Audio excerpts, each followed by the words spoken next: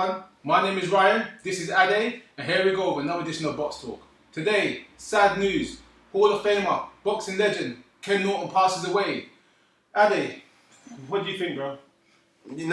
Sad news. It's weird because we've done a video a couple of weeks ago at Tony Morrison, and another heavyweight champion, and now Ken Norton. Arguably, as Ryan said, Hall of Famer definitely, top 15, some people even have top 10 in terms of heavyweights. Almost came from nowhere to fight Muhammad Ali. And yeah, he's passed away. It is sad news for the boxing community. He was young, Ken Norton, 70 years old? We're not talking about an old guy as well. So it is sad news when anyone passes away, but when a legend passes away, such as Ken Norton, again, it opens your eyes to life itself. Yeah, like I said, he came out of nowhere. Well, he was a US Marine for 3-4 years in the early 60s, came up to boxing. Well, started boxing Marines, came into boxing after the Marines, and was going on quite a run until he lost a fight halfway through his career. And it was kind of a shocking loss of someone called Garcia, I think the guy's name was Garcia. And after that, he went on a run, about 13 or 14 fights, up to the Ali fight, came in as the underdog, and look what happened. Oh, not the underdog. Ryan's underselling it. He came in as the dog. It was not even a big enough title for it. He was underdog for that fight. Remember, you've got to remember how big Ali was back then. You think of any fighter right now, you think of maybe Mayweather, for example, losing, or do you know what I mean? To just a random guy, do you know what I mean? 10 times bigger Ali was. Ali was an icon to the sport. Exactly. Yeah, it's funny, that I don't want to talk about Ali, this is a Ken Norton video, but it's funny when you talk about that, they even mentioned on Ringside a couple of days ago, whereas as great as the fighter Ken Norton was, he's always been associated with Ali because of the broken jaw and the 3 fights and the controversy and blah, blah. But in his own right, he was a great fighter.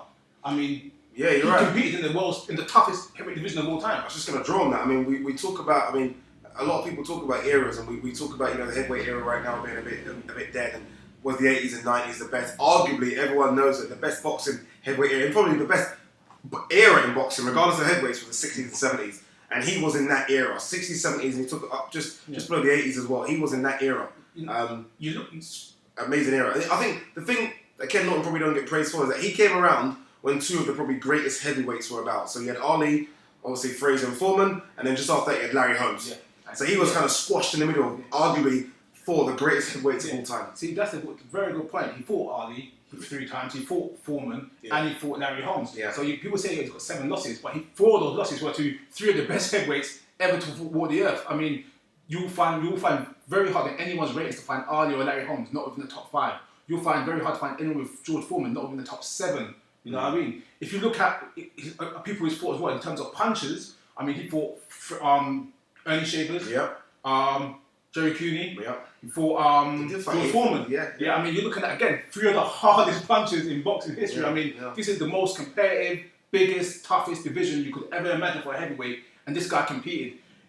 He might not hold the title for a long period of time, but when you're in that type of range, who will hold the title? Let's say it straight. I mean, Johnny Nelson said it now, and we're in an era right now where heavyweight's not great, but let's be honest, Vitali is an exception to that. Vitali, I think, could go to any era. But even Johnny Nelson said it. You put Ken Norton in this era right now, he beats everyone, and he included Klitschko in there. That's how good Ken Norton was. Yeah. There was something about heavyweights in that era. He said himself, I mean, he fought Ali 3 times.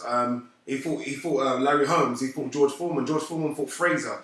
George Foreman fought Ali. Everyone was fighting everyone back then, and not just once. Yeah. People were fighting each other 2 or 3 times. It just doesn't happen in boxing now. The contenders out there, you had Jerry Quarry, you had Jimmy Young, you had what's the undefeated guy again? The limited guy fought the watch. Bobbick, Dwayne Bobbick. Yeah. I mean, you had a lot of great fighters, a lot of contenders. I mean, the names I just mentioned now, if they were fighting today, heavyweight boxing would be a totally different picture. This is it, and it's a shame. It's a shame. You look at someone like Ken Norton, and they said before the Muhammad Ali fight, he was getting $400, $500 a fight. $400, $500 a fight for a guy that only lost once before the Ali fight. Guys right now are asking for silly purses, and they've achieved absolutely nothing. And it's just a case of like, these are the kind of fighters that you miss. These are real fighters. Go to our Twitter at BoxTalk UK.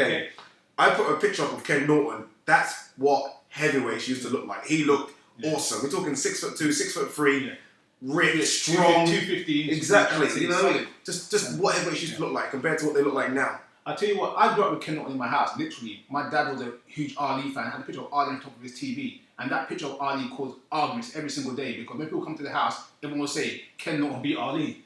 Some people had Ken Norton beating Ali 3 times.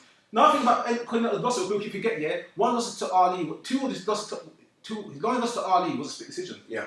The second one was a unanimous, but it should have been split. His loss to Larry Holmes was a split decision. We're talking about the best jabber in boxing history. It was a split decision, yeah. I mean, like, no matter how you go, when you look at these great fighters, you look at everything, yeah. This guy was pushing to the limit. And I'm trying to say, it's only really in his prime, George Foreman that really took him out. Which I'm saying, but again, George Foreman took out Fraser in like 2 rounds. You know what I mean, that's George Foreman. That's no shame. Another thing as well, I think in this era that we live in now, 21st century, everyone is so fixated on having this O record.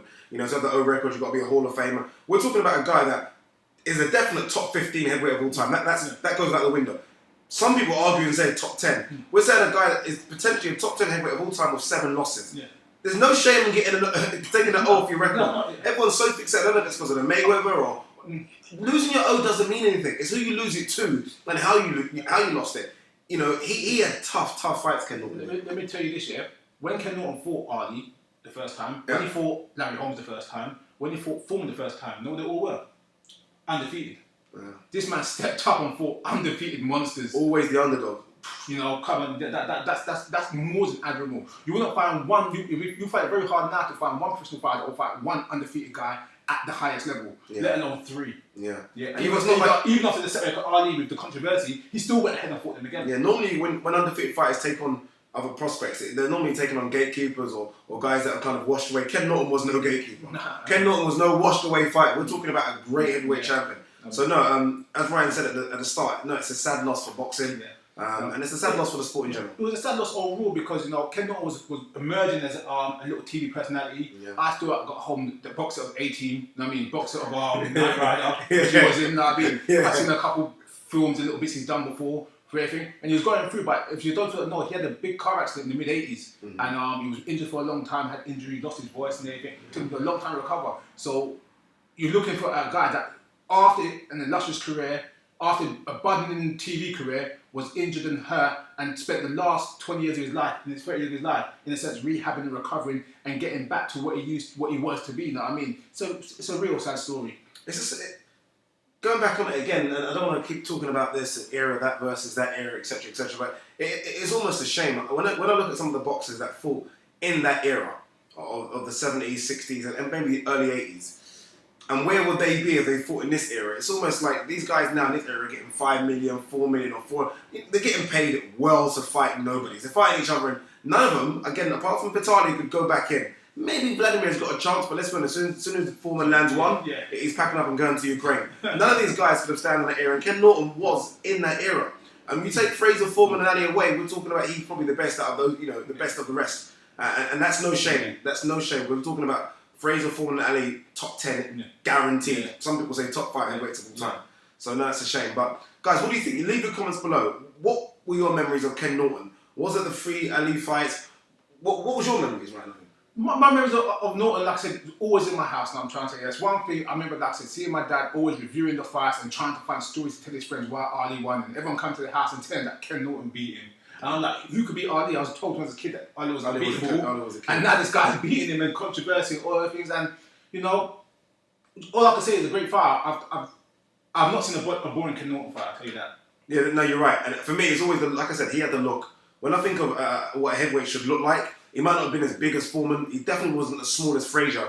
But there's something about him. He had the kind of same height as Ali, but he had more muscle definition. When growing up, I always thought Ken Norton looked like what a boxer should look like. The man was a Marine. This guy was fit and tough as anything known to man. No, you're right. You're right. Guys, leave your comments below. Email us at BoxTalk@hotmail.co.uk. And guys, thanks for tuning in for another edition of BoxTalk.